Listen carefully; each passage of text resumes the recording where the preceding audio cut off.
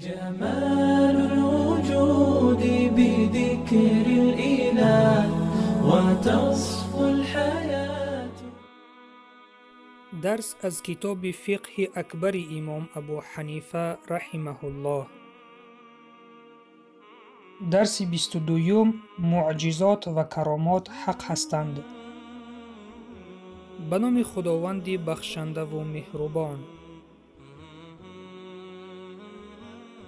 والآيات ثابتة للأنبياء والكرامات للأولياء حق، وأما التي تكون لأعدائه مثل إبليس وفرعون والدجال مما روي في الأخبار أنه كان ويكون لهم، فلا نسميها آيات ولا كرامات، ولكن نسميها قضاء حاجات لهم، وذلك لأن الله يقضي حاجات أعدائه استدراجا وعقوبة لهم، فيغترون به ويزدادون عصيانا وكفرا، وذلك كله جائز وممكن.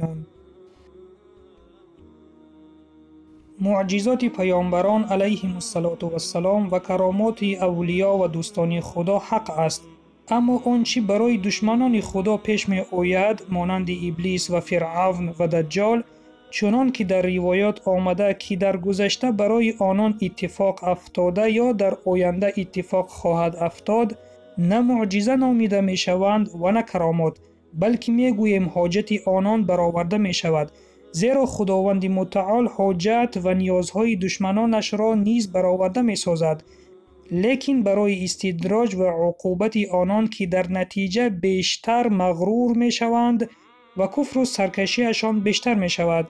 تمام این موردها ممکن است. آیات این حادثه هایی که از عادت انسانی بیرون است. معجزه ها از سوی پیامبران علیهم السلام و کرامات از سوی دوستان خدا به وقوع می آید. این حق است و راست است و با کتاب و سنت ثابت شده است. اهل بدعت و معتزله کرامات را انکار می کنند که این اعتبار ندارد. خلاصه اگر عملی غیر چشم داشت و از عقل بیرون از طرف پیامبران سرزند، این معجزه می باشد، و اگر از سوی اولیا به عمل آید، این را کرامات گویند.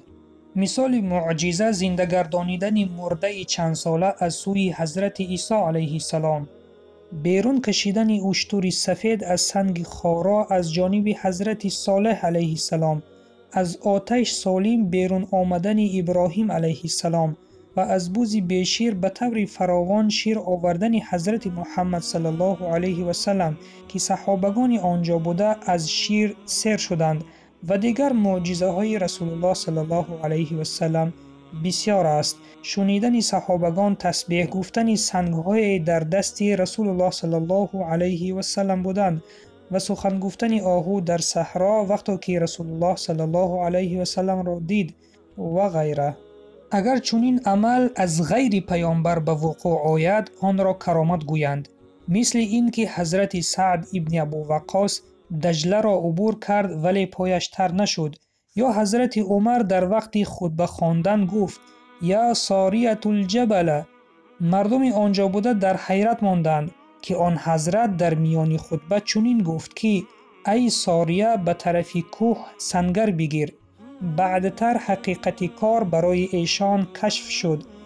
در آن ایام قماندان لشکر اسلام ساریه ابن زنیم در عراق محاربه داشت و در محاصره مانده بود.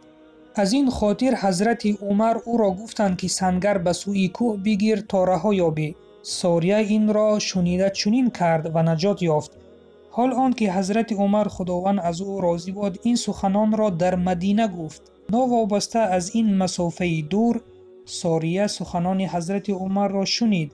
این را کرامات اولیا گویند. چنین کارها تنها برای نصرت دین است و بس. بغیر این کرامات به منفعت شخص نیز روی داده است. شخصی بود ولی خدا که سالت ابن اشیم نام داشت. به جای قصد سفر کرده بود ولی در راه مرکبش فوتید. او به سوی خدا دست دعا برداشته بسیار تضرع و زاری کرد تا خداوند مرکب وی را از نو زنده گرداند. به امر خدا مرکب زنده گشت. چون آن بزرگوار به خانه خود رسید، پسرش را گفت که زین را از مرکب بگیرد تا زمان آن بیاساید.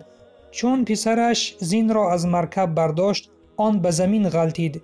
دیدند که آن کیها مرده است. چون این کرامت ها حق است و راست و اثبات شده از اهل سنت و الجماعت و این چونین از اصحاب کرام هم چونین کرامت ها روایت شده است. اولیا شخص است مؤمن و مسلمان و صاحب تقوا. نگرید به سوره یونس آیت 62 و 63. مقام و مرتبه ولیگی به دعوا و تمنا حاصل نمی شود، بلکه آن به ایمان زیاد و تقوا به دست می آید. پیش از آن که کسی را اولیا گوییم باید به نظر گرفت که مؤمن و مسلمان متقی باشد و در جادت تقوا نسبت به دیگران خیلی بالا قرار داشته باشد و بالاخره در چارچوبه اولیایی که شریعت معین نموده است بگنجد. در این باره در کتاب صوفی الله یار مسلک المتقین شرح مفصل هست. مردم ما متاسفانه فرق کرامت و فراست را نمی دانند. حضرت خالد زهر آشامید ولی صحت و سلامت ماند. این است کرامت. چون این کرامت از غیر اصحاب نیز به وقوع آمده است. معتزلی ها که چونین عمل را در خود ندیده اند آن را انکار می کنند.